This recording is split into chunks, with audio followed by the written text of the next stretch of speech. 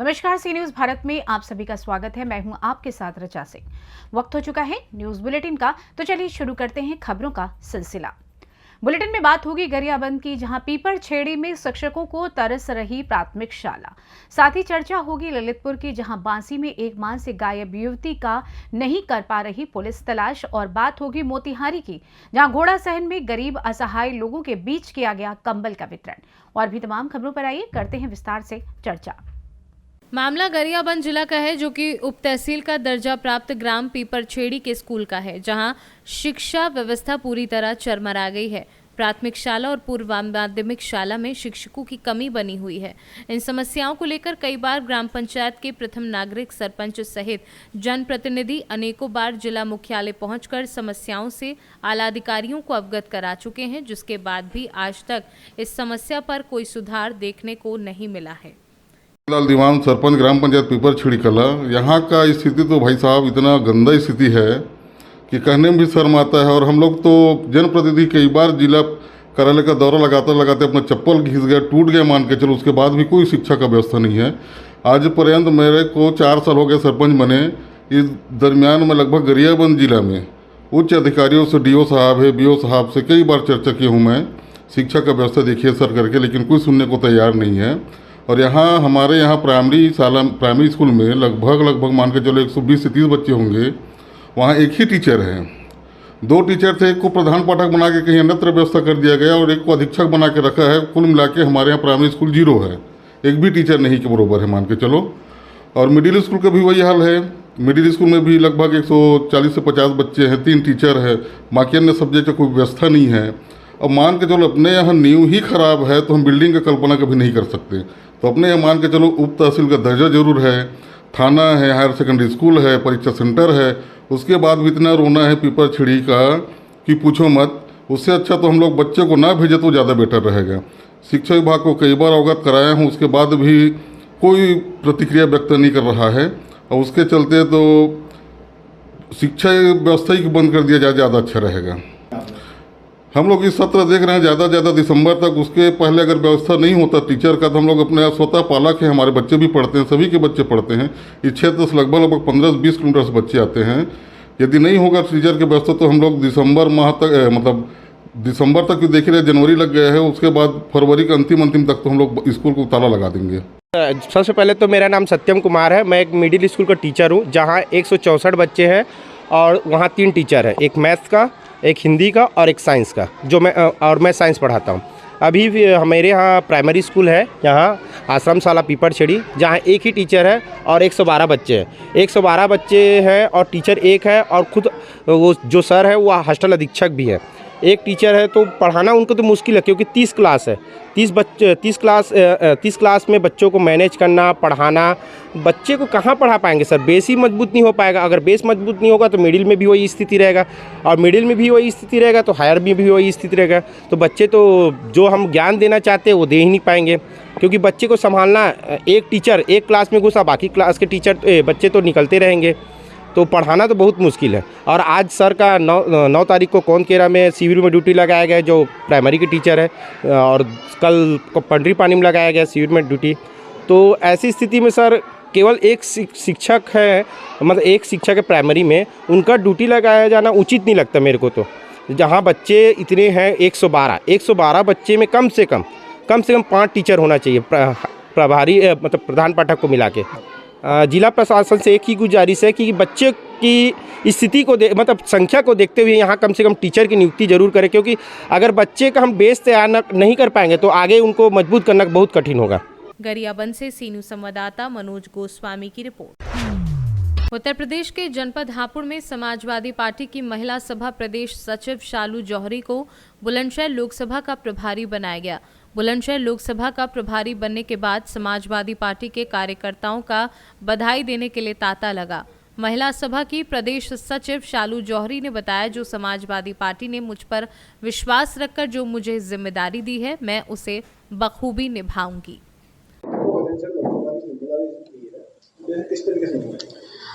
Samajwadi party के शीर्ष नेतृत्व ने मुझे जो जिम्मेदारी दी है, पहले तो मैं शीर्ष नेतृत्व का आभार व्यक्त करती हूँ, जिन्होंने मुझे बुलंदशहर लोकसभा प्रभारी बनाकर भेजा है।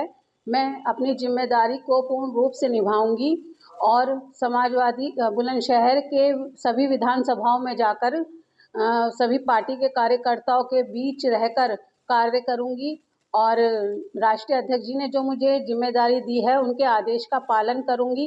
जय समाजवाद। हापुड़ से सीनू संवाददाता सुनील कुमार की रिपोर्ट। 1 माह से गायब युवती का पुलिस नहीं लगा पाई पता। गायब युवती की मां भटक रही दर-दर। बासी चौकी क्षेत्र के एक माह पूर्व शादी समारोह से ये युवती गायब हुई थी। 2 सप्ताह के बाद पुलिस ने गुमशुदगी का मामला दर्ज करने के बाद नहीं जुटा पाई युवती की जानकारी। तेरी फाटक निवासी 19 वर्षीय युवती 13 दिसंबर को लापता हो गई थी। परिजनों ने सभी जगह उसकी छानबीन की लेकिन कोई पता नहीं चला।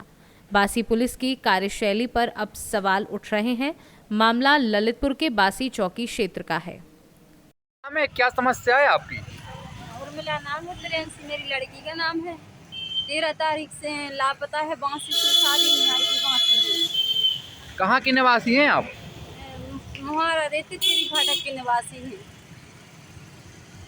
लड़की कहाँ से लापता हुई? बांसी से। क्या नाम है? प्रेंसी। उम्र क्या है? 18 साल। रंग कैसा है? गोरा। ललितपुर से सीनू संवाददाता विकास सोनी की रिपोर्ट। सामाजिक सुरक्षा योजना के तहत जिला प्रशासन के निर्देश पर पूर्वी चंपारण जिले के घोड़ासहन में अंचल कार्यालय द्वारा मंगलवार को 20 गरीब, असहाय व निर्धन लोगों को ठंड से बचाव के लिए कंबलों का वितरण किया गया। इस दौरान प्रखंड कार्यालय परिसर में आयोजित शिविर में पहुंचे धनकार समुदाय के महिला व पुरुष समेत अन्य असहाय लोगों को राजस्व अधिकारी उषा कुमारी द्वारा कंबल दिया गया। इस अवसर पर राजस्व अधिकारी उषा कुमारी ने बताया कि शीतलहरी से बचाव के लिए बिहार सरकार आपदा प्रबंधन द्वारा निर्धन व असहाय लोगों के बीच कंबल का वितरण किया जा रहा है। इस कड़ी में अंचल कार्यालय में वैसे गरीब, असहाय, दिव्यांग लोगों को चिन्हित कर अब तक 125 लोगों को कंबल मुहैया कराया जा चुका है। उन्होंने बताया कि अंचल क्षेत्र के वैसे लोग जो लाचार, बेबस व गरीब होने के कारण इस कड़ाके की ठंड में किसी तरह अपना जीवन गुजर बसर कर रहे हैं, उन लोगों को चिन्हित कर कंबल का वितरण किया जा रहा है। वहीं उन्होंने बताया कि आने वाले समय में ठंड का प्रकोप और ज्यादा बढ़ने की संभावना है, जिसके कारण सरकार के द्वारा सामाजिक सुरक्षा योजना कार्यक्रम के तहत गरीब व निसहाय लोगों को कंबल का वितरण किया जा रहा है। मौके पर अंचल नाजिर अवध कुमार, कार्यालय सहायक प्रमोद राउत, डाटा ऑपरेटर सुबोध कुमार, अनमोल कुमार, अंचल गार्ड सियाराम प्रसाद समेत सभी अंचल कर्मी मौजूद रहे। क्या कार्यक्रम है मैडम आज का? ये कंबल वितरण का कार्यक्रम हो रहा है जो जिला प्रशासन के द्वारा ठंडी के समय शीतलहरी के बचने के लिए कंबल प्रोवाइड किया गया है, जिसको हर दिन प्रत्येक दिन दिया जा रहा है। तो आज ये धनकर परिवार से संबंधित हैं सभी लोग, काफ़ी गरीब हैं, काफ़ी ज़रूरतमंद हैं। तो इन लोग को आज कंबल अंचल कार्यालय घोड़ासहन के द्वारा दिया गया और इनसे मतलब सभी से मेरा यही कहना है कि ठंडी में आप लोग ज़्यादा से ज़्यादा सुरक्षित रहें। जैसे गर्मी में लोग को लू लग जाती है तो ठंडी में भी लोग को ठंडी मार देती है, आदमी जल्दी मतलब कि तुरंत उसका असर हो जाता है। तो आप लोग सुरक्षित रहें, अपने घर के अंदर रहें, वस्त्र पहने और पूरा ढक के रहें और आग वगैरह की व्यवस्था हो तो आग से सिकाई करते रहें। और जो अंचल कार्यालय की तरफ से कंबल का वितरण किया गया इसका सदुपयोग करें। और भी कुछ जो ज़रूरतमंद हैं यहाँ पे, जो गरीब हैं, गुरबा हैं, जिनको ज़रूरत है, तो उनको भी मेरा संदेश है कि वो लोग भी आके यहाँ से अपना कंबल ले सकते हैं जो ज़रूरतमंद है। कितने आदमी को दिया गया अभी कंबल? अभी आज तो अभी तक 20 दिया गया तुरंत, हालांकि अभी टोटल 100 से ज़्यादा दे दिया गया है। 100 आदमी को दिया गया पूर्व से लेकर आज तक। आज अभी तुरंत 20 लोगों को दिया गया। मोतिहारी से सीनू संवाददाता राहुल कुमार की रिपोर्ट। इन दिनों पड़ रही भीषण ठंड से सभी लोग पूरी तरह से परेशान हैं, लेकिन सबसे बुरा हाल गरीबों का है।